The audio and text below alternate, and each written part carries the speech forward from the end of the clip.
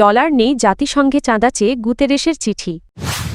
ইসরায়েলকে ৩০টি Apache helicopter দিচ্ছে যুক্তরাষ্ট্র।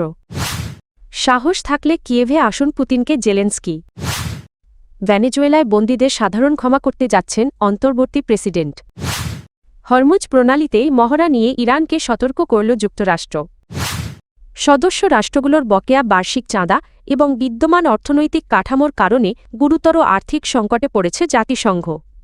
সংস্থাটির মহাসচিব আন্তোনিও গুতেরেস এ সপ্তাহের শুরুতে সদস্য দেশগুলোকে পাঠানো এক চিঠিতে সতর্ক করে জানান, সময় মতো পূর্ণ চাঁদা পরিশোধ না হলে জাতিসংঘের কার্যক্রম চালু রাখা কঠিন হয়ে পড়বে। একই সঙ্গে তিনি আর্থিক নিয়ম সংস্কারে সম্মত হওয়ার আহ্বান জানান। শুক্রবার এক সংবাদ সম্মেলনে জাতিসংঘের মুখপাত্র ফারহান হক বলেন, চাঁদা পরিশোধের বিষয়টি এখনই নয়তো কখনোই নয়, এই সংকটময় পর্যায়ে পৌঁছেছে।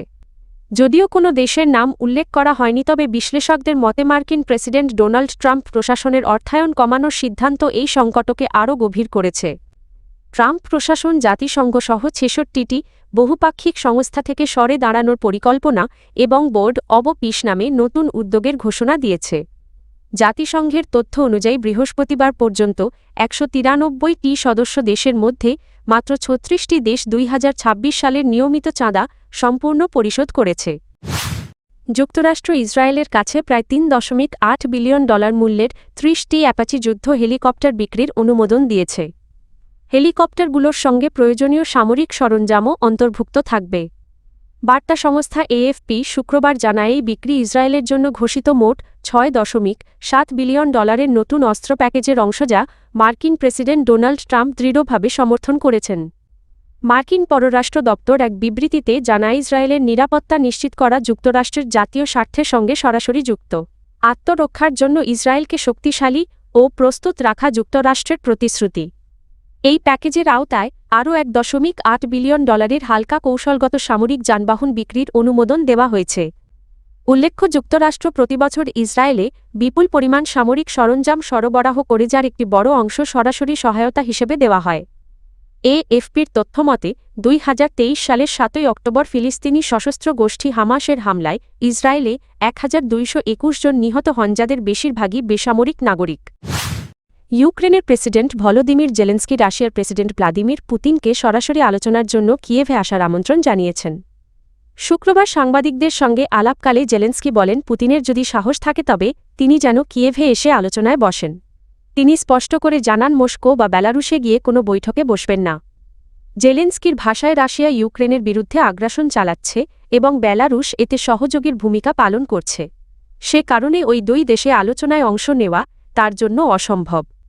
এর আগে ক্রেমলিন জানিয়েছিল, তারা ইউক্রেনের প্রেসিডেন্টকে মস্কোয় আলোচনার আমন্ত্রণ জানিয়েছে। তবে জেলেনস্কি সেই প্রস্তাব প্রত্যাখ্যান করেন এবং কিয়েভকেই আলোচনার স্থান হিসেবে অগ্রাধিকার দেন। তিনি বলেন যে কোনো ফরম্যাটে আলোচনা সম্ভব, তবে তা হতে হবে ইউক্রেনের রাজধানীতে। এই প্রস্তাবের পেছনে যুক্তরাষ্ট্রসহ পশ্চিমা দেশগুলোর যুদ্ধবিরতি ও শান্তি আলোচনার জন্য চাপ রয়েছে বলেও জানান তিনি।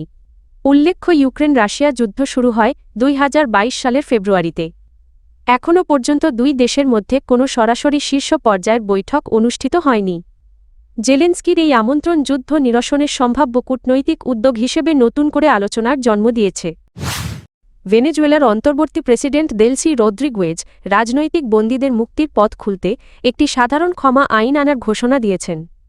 আল জাজিরার খবরে বলা হয়েছে, চলতি মাসে প্রেসিডেন্ট নিকোলাস মাদুরো ও তার স্ত্রীকে যুক্তরাষ্ট্রের সামরিক বাহিনী আটক করার পর এটিই সরকারের সবচেয়ে বড় সংস্কারমূলক উদ্যোগগুলোর একটি।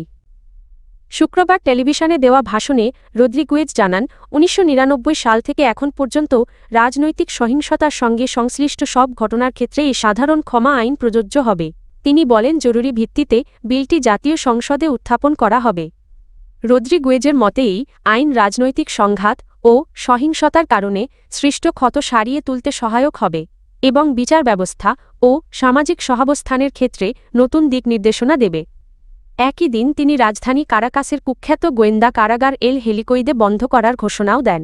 মানবাধিকার সংগঠনগুলোর দীর্ঘদিনের অভিযোগ অনুযায়ী এই কারাগারে নির্যাতন ও গুরুতর মানবাধিকার লঙ্ঘনের ঘটনা ঘটেছে।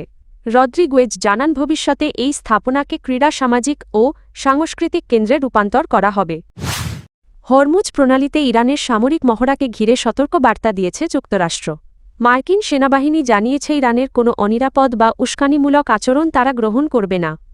শনিবার মার্কিন সেন্ট্রাল কমান্ড সেন্টকম জানায় ইরানের Islamic revolutionary guard corps IRGC আগামী ১ ও ২রা ফেব্রুয়ারি হরমুজ প্রণালী এলাকায় সরাসরি গোলাবর্ষণসহ ২ দিনের নৌ মহড়া চালানোর পরিকল্পনা করেছে।